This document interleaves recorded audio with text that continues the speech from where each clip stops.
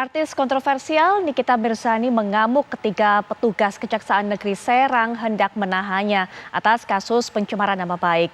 Dia histeris berteriak-teriak menolak digiring ke rumah tahanan. Suara Nikita Mirzani menggelegar di salah satu ruangan di Kejaksaan Negeri Serang, Banten pada Selasa malam. Dia mengamuk ketika petugas hendak membawanya ke rumah tahanan Serang. Ya, kalau semua video.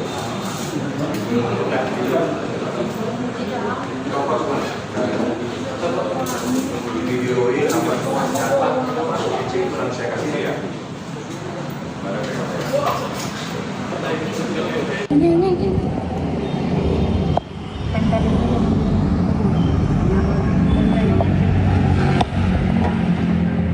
Nikita Mirzani terjerat kasus pencemaran nama baik dan Dito Mahendra adalah orang yang melaporkannya. Pada Mei lalu, berkas perkaranya sudah P21 sehingga Kejari harus menahannya.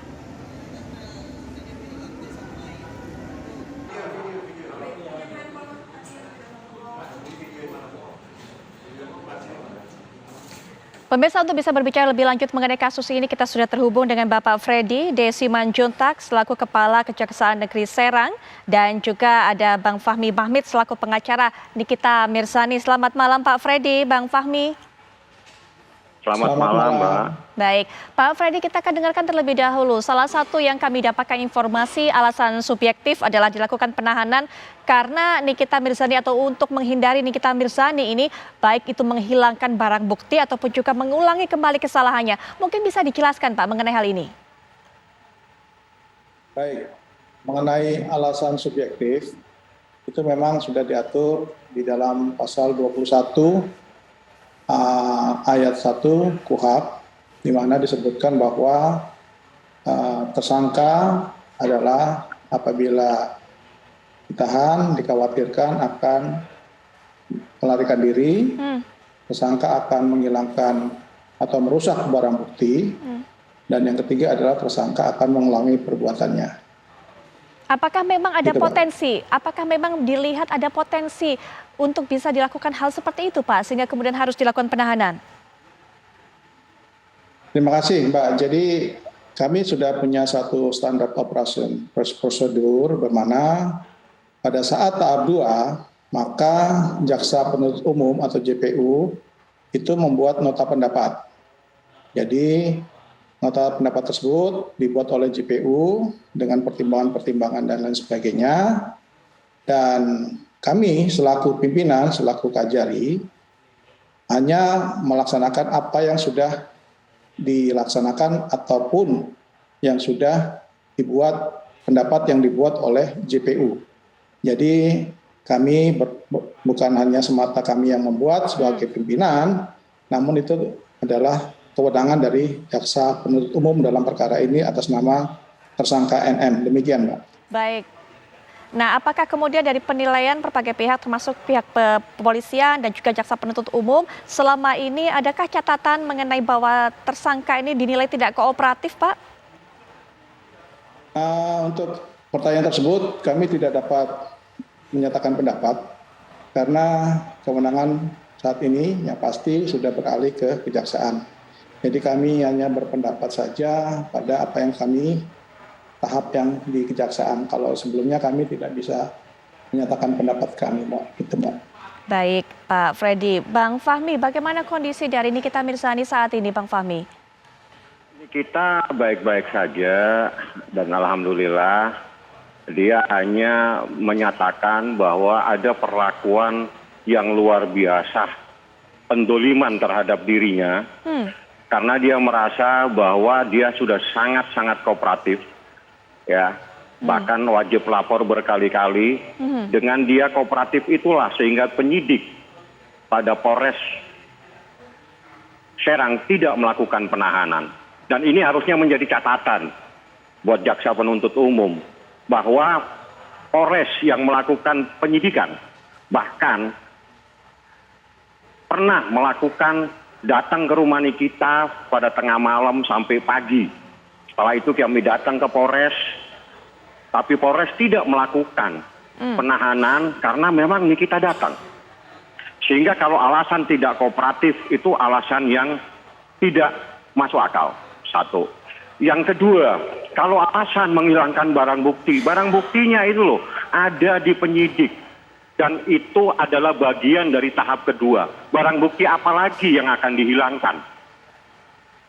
Barang bukti apa yang akan dihilangkan kalau barang buktinya sendiri ada di penyidik dan akan diserahkan dalam proses tahap kedua? Dan itulah yang menjadi catatan kami. Niki tidak pernah tidak kooperatif, bahkan wajib lapor itu datang bersama saya, bersama teman-teman. Sehingga penyidik tidak melakukan penahanan. Satu, yang kedua yang harus menjadi catatan.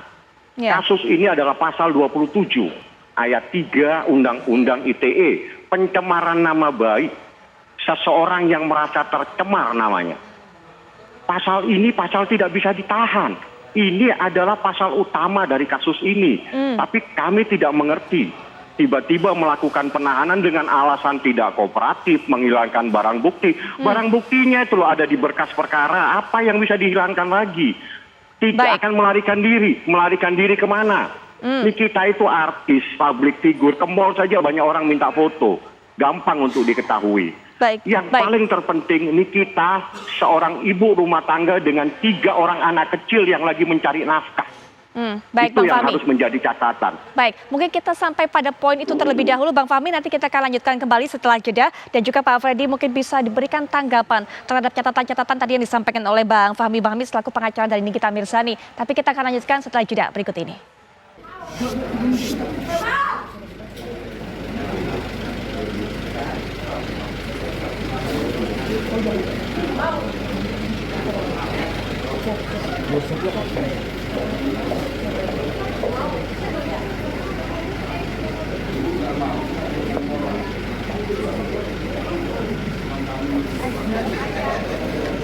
Kalau kasih jalan lah, kasih jalan dulu Pak. Kita mundur dulu Pak.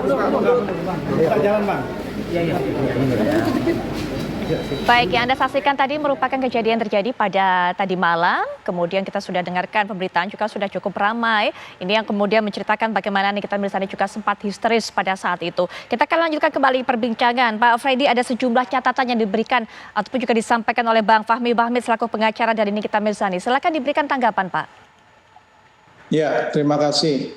Jadi atas tanggapan dari Bang Fahmi yang mengatakan bahwa selama mulai penyidikan sampai ke tahap 2, TSK NM ini selalu kooperatif. Tentunya itu dari jaksa penuntut umum mempunyai pertimbangan-pertimbangan lain selama ini. Jadi pasti dalam hal membuat nota pendapat tersebut, JPU punya alasan-alasan tersendiri selama proses tersebut mulai dari penyidikan, kemudian P21 sampai ke tahap 2. Ya, JPU punya pendapat tersendiri.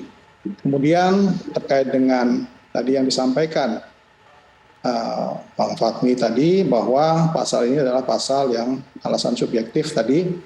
Memang di sini adalah memang tersangka betul tidak akan menghilangkan barang bukti karena barang bukti kan sudah di dalam berkas.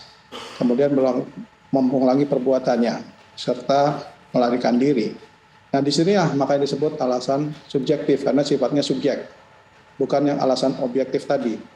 Sementara apabila dikatakan tadi seorang artis dan lain sebagainya, itu juga kami juga dalam hal ini penuntut umum pasti juga mempunyai pertimbangan tertentu yang mana itu juga merupakan kewenangan daripada penuntut umum. Mungkin itu yang bisa saya sampaikan, Pak. Pak Freddy, apakah juga bisa disampaikan, Pak, yang menjadi pertimbangan-pertimbangan tertentu dari jaksa penuntut umum itu apa, Pak? Ya, jadi tadi dikatakan bahwa ini pasal yang tidak bisa ditahan ya. Sebenarnya kami dari penuntut umum sudah, kalau pasal 27 yang disampaikan tadi adalah ancamannya adalah 4 tahun. Sementara tadi alasan objektif adalah pasal-pasal yang diancam dengan 5 tahun ke atas. Nah, kalau dalam berkas juga perkara itu, Pak, disebutkan juga pasal 36 junto pasal 51 ayat 2 Undang-Undang ITE, di mana ancamannya adalah maksimal 12 tahun. Jadi kami penuntut umum merasa yakin bahwa perkara ini adalah perkara untuk yang bisa dilakukan penahanan. Demikian. Bang Fahmi, apakah berencana untuk mengajukan penangguhan penahanan, Bang? Ya, itu nanti akan kami ajukan. Kami hanya menanggapi tentang pasal. Pasal utama di kasus pasal 36 yang disampaikan oleh Bapak Kejari harus dicatat.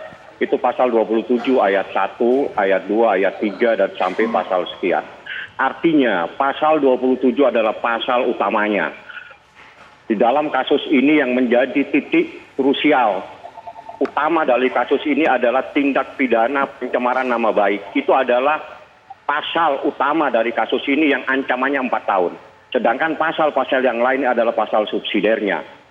Itu yang harus menjadi catatan. Silakan, itu menjadi kewenangan daripada jaksa penuntut umum. Yang menjadi catatan terpenting dari persoalan ini bahwa Nikita, walaupun dia sempat didatengin rumahnya, sempat diambil dari mall, tapi penyidik tidak melakukan penahanan dengan alasan juga subjektif. Karena Niki kooperatif. Niki seorang ibu yang mempunyai seorang 3 anak yang dia harus mencari nafkah. Artinya secara kemanusiaan ada diterapkan di dalam kasus ini.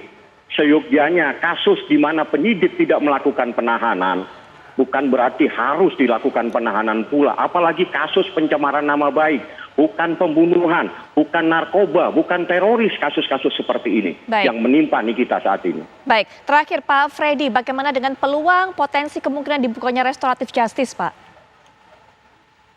Baik, terima kasih. Mengenai restoratif justice, kami kembali kepada tersangka dan kepada korban. Memang dalam pedoman Jaksa Agung disebutkan bahwa ada beberapa syarat yang harus dipenuhi dalam hal untuk melakukan restoratif justice khusus di kejaksaan. Tentunya masing-masing instansi ataupun APH, aparat penegak hukum, mempunyai SOP masing-masing, baik di penyidikan, di kejaksaan maupun di pengadilan. Sementara untuk di kejaksaan kami mempunyai SOP tersendiri yang ada di pedoman Jaksa Agung apabila akan dilakukan restoratif justice. Dan itu apabila dipenuhi, maka Kejari akan juga mengusulkan secara berjenjang kepada Jampidum melalui Kejaksaan Tinggi. Demikian nih, Mbak. Baik Pak Freddy, terima kasih sudah memberikan keterangan kepada kami. Bang Fahmi juga terima kasih. Kami akan terus tunggu bagaimana kelanjutan kasus ini. Salam Selamat untuk malam. Pak Kejari. Selamat Baik. malam Pak Kejari. Baik, Pak Freddy, Bang Fahmi, terima kasih. Pemirsa, perbincangan tadi juga sekaligus menjadi penutup jumpa kita di malam hari ini. Kami akan kembali esok, jamnya masih seperti biasa 18.30 waktu Indonesia Barat. Jangan sampai Anda lewatkan. Saya Putri Viola pamit, selamat malam, sampai jumpa.